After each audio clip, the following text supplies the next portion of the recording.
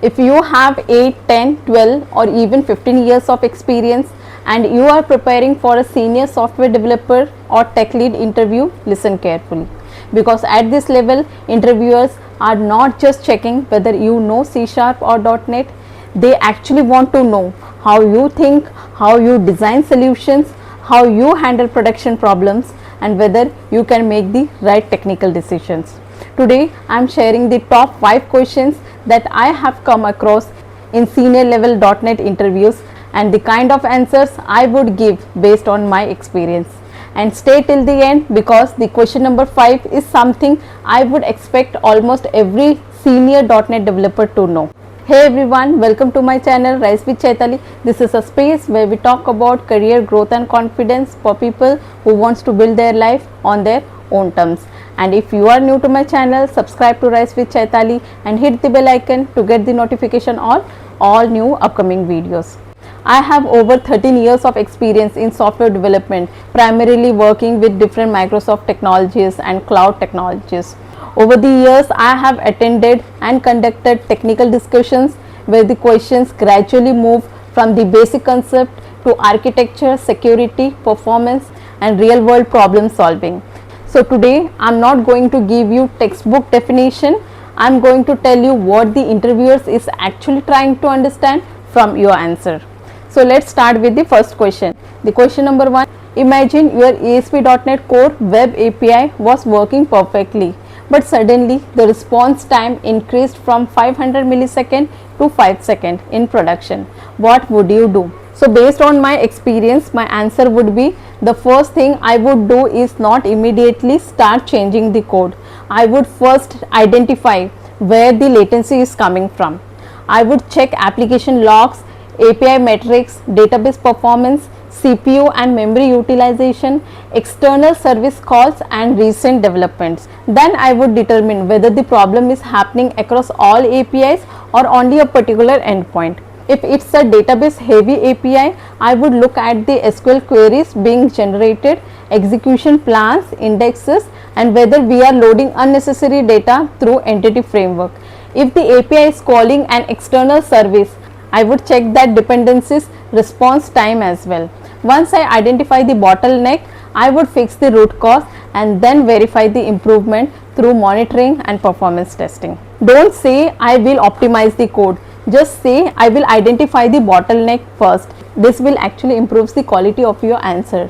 Now let's move to the question number 2. The interviewer would ask you question something like this. Your API suddenly starts returning HTTP 429 errors. What would you investigate? So based on my experience, my answer would be HTTP 429 usually means too many requests. So first I would determine whether rate limiting is working as designed or whether there is an unexpected traffic spike. I would check who is generating the request, which API endpoint is affected, how many requests are being generated, is one client consuming most of the capacity. I would also check whether the rate limit configuration is appropriate for the business requirement.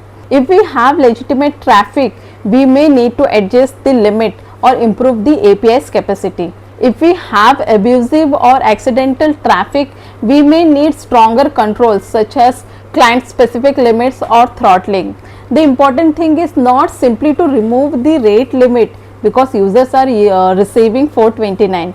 The purpose of rate limiting is to protect the system. This connects directly with the rate limiting concept. Don't remove the protection, find the reason. Now let's move to the question number 3, which is related to database operation fails halfway. Imagine a order process performs 3 operations, the first 2 succeed. How would you make sure that the database does not end up in an inconsistent state? So the answer would be somehow like this.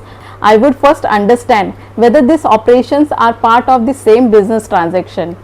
I would use an explicit database transaction. For example, create the order, update the inventory, create the payment record. If the payment operation fails, I don't want the order and the inventory changes to remain committed if the business operation requires everything to succeed together. In Entity Framework Core, I can use an explicit transaction with begin transaction async, then perform the operation, If everything succeeds, then commit async. If something fails, roll back async. But I would also think beyond the database. If one of these operation calls an external service, a database transaction alone may not solve the entire consistency problem. That's where the architecture and business requirements become important. Senior developers think beyond the code. Question number 4, JWT is reported as compromise. Interviewer may ask you question in this way. A user reports that their access token may have been stolen. What would you do? So based on my experience, the answer I would give is something like this. First of all, I would treat the token as compromised, because a JWT token is a bearer credential. Whoever possesses a valid token may potentially use it until it expires or rejected. So my security strategy would include short-lived access tokens and secure fresh token management. I would revoke the affected refresh token or session. Depending on the architecture, we could also use token identifiers or token version checks to provide additional revocation control.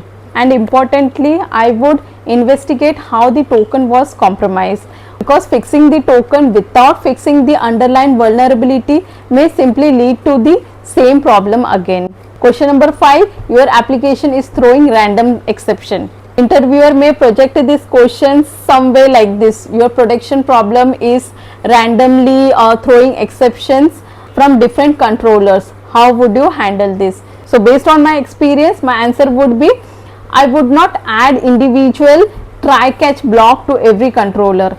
I would first centralize exception handling. In ASP.NET Core, I can use the built-in exception handling infrastructure, including iException handler together with problem details. This centralized handler can log the exception, identify known exception, and return appropriate HTTP status code. For example, a validation or bad request problem could result in 400 status code. An unexpected server-side exception could result in 500 error code.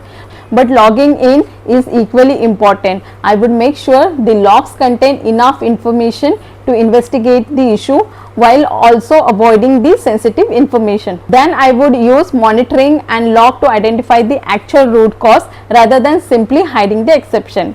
This is also why I prefer centralized exception handling over repeating try catch blocks throughout the exception. Handle the exception centrally, fix the root cause. So now I'll give you one bonus tip, a senior level answer formula which will help you to build your answer in the interview. And here is something I want you to remember for your next interview. Whenever the interviewer gives you a scenario, structure your answer like this.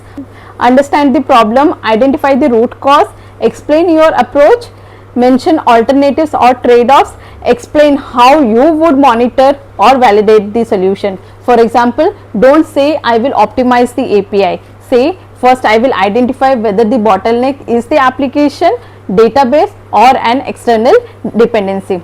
Then I will fix the root cause and validate the improvement through monitoring and performance testing. That sounds completely different because that's how an experienced developer think. And honestly, these scenario based questions are where many experienced developers struggle, not because they don't know the technology, but because they know the technology individually, while the interviewers want to know whether they can apply it to a real production problem. So these were the top 5 senior level questions covering API management and production level error handling. And remember, you don't need to memorize hundreds of answers. You just need to understand the concept well enough to explain them using your own project experience, because that's what make you sound like a senior developer. If you are preparing for a senior .NET developer, tech lead or architect interview, I'll be sharing more practical interview questions, real world scenarios and answers based on my experience. So if this video helped you, subscribe to Rise with Chaitali and turn on the notification, and comment below interview if you want me to create part 2 with more senior level questions and real world scenario based answers. Your experience is your biggest advantage. Learn to communicate it. See you in the next video.